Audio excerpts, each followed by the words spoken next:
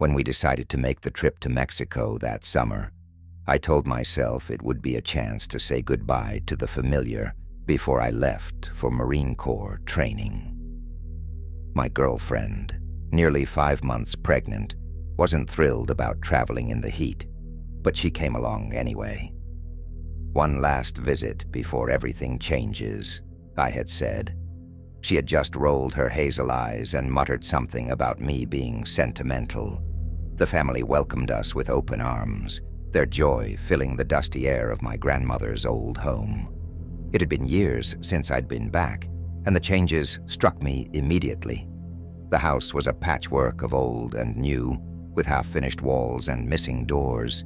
Rooms were lit by candles and flashlights, and at night, shadows stretched and flickered across the bare floors. There was something unsettling about how incomplete it all felt, like the house itself wasn't sure whether it wanted to hold on to the past or embrace the future. At dinner that night, the stories started. My aunt, always the storyteller, leaned forward, her voice low and dramatic, as she launched into the tale of La Llorona. "She's real, you know," she said, her eyes locking onto mine. "People hear her wails, feel her presence in the dark. Some even see her, weeping and wandering near the water." My mom didn't like it. She waved her hand dismissively and told my aunt to stop scaring us. "Especially not him," she added, jerking her head in my direction. "He's always looking for trouble with these things." She wasn't wrong. I'd always been curious about the paranormal.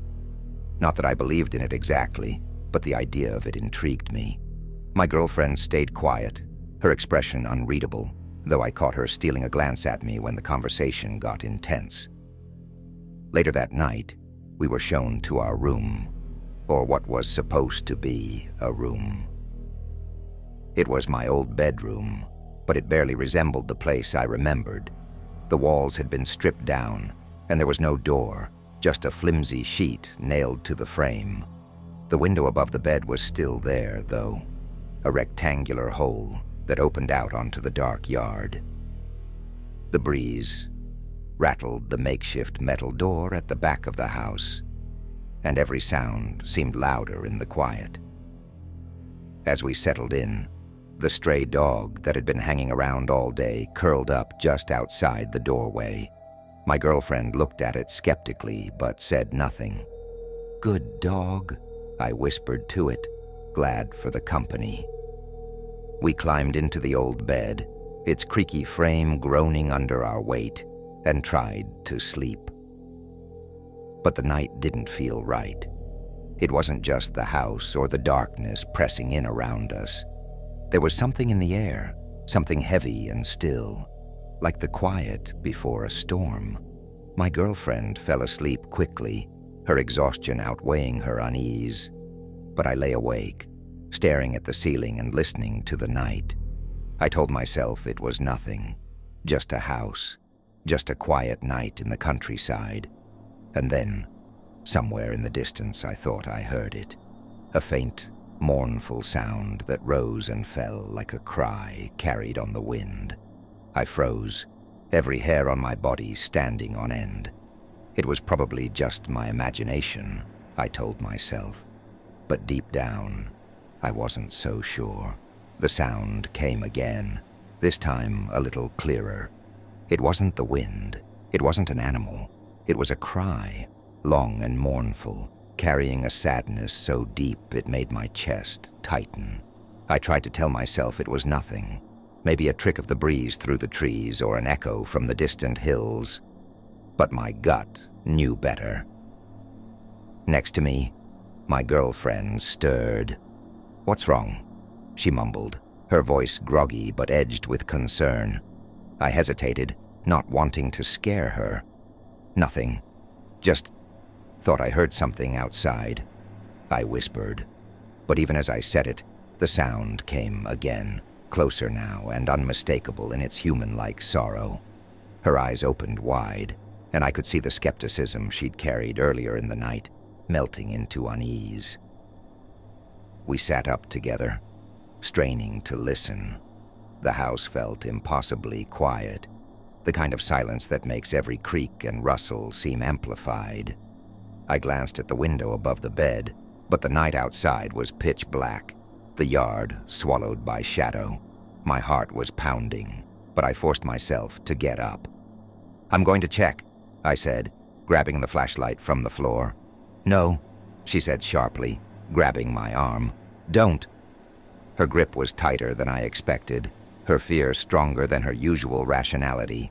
I hesitated, torn between her obvious panic and my need to know what was out there. "It's probably nothing," I said, trying to keep my voice steady.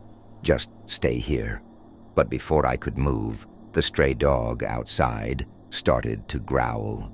It was low and guttural, the kind of sound that sent a chill straight down my spine.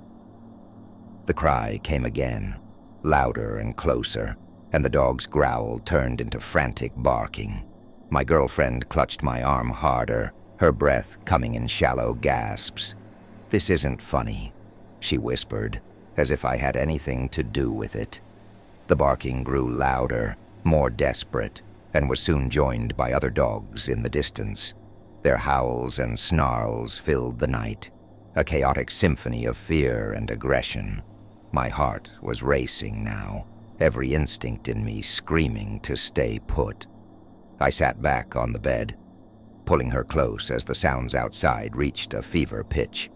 The wailing cries mingled with the dog's barks, creating a noise so unnatural, so wrong, that it made my skin crawl.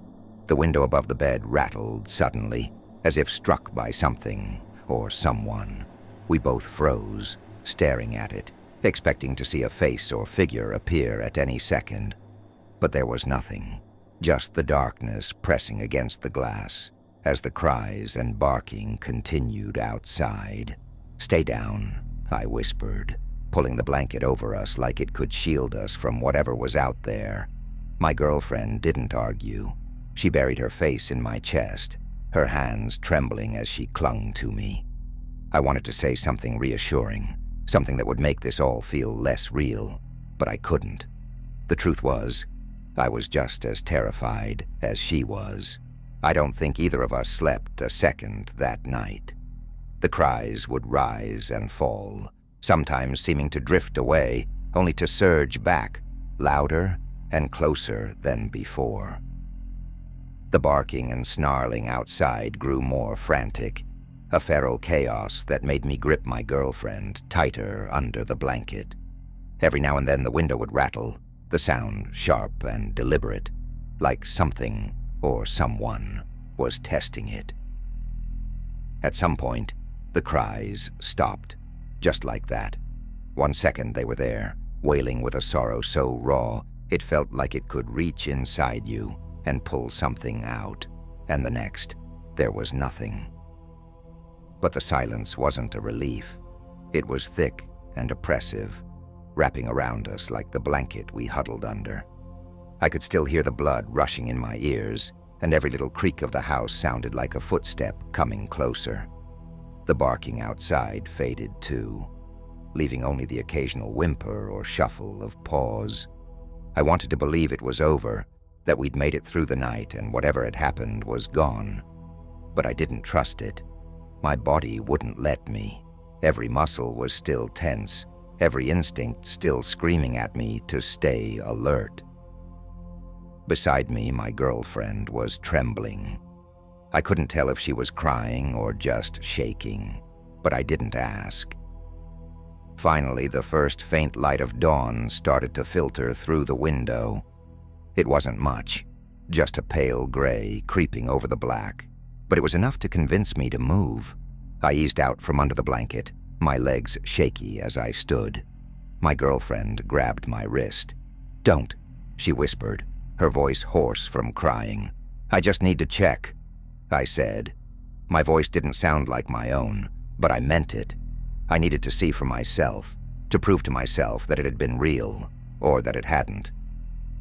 I picked up the flashlight and moved toward the window. The yard outside was a mess. The dirt had been kicked up, the ground churned like something, or several somethings, had been fighting there. The stray dog was gone. I called out softly, then louder, but there was no answer. No bark, no shuffle of paws, just the eerie stillness of the early morning. I stepped outside, my girlfriend watching me from the bed with wide, tear-streaked eyes. The air felt wrong, heavy, like it hadn't fully shaken off the night's weight. There was no blood, no fur, no obvious sign of what had happened to the dog or the other animals. But the absence of anything felt worse somehow, like the night had swallowed them whole. When I turned back to the house, I saw my girlfriend sitting on the edge of the bed, her arms wrapped tightly around herself.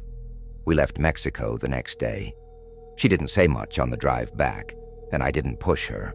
There wasn't anything I could say to make sense of what had happened, and I wasn't even sure I wanted to try. All I knew was that I could still hear the cries in my head, faint and distant, like an echo that didn't want to let go. Even now, years later, I can still hear them sometimes, especially at night, and every time I wonder if that stray dog ever found its way home, or if it became another part of the legend.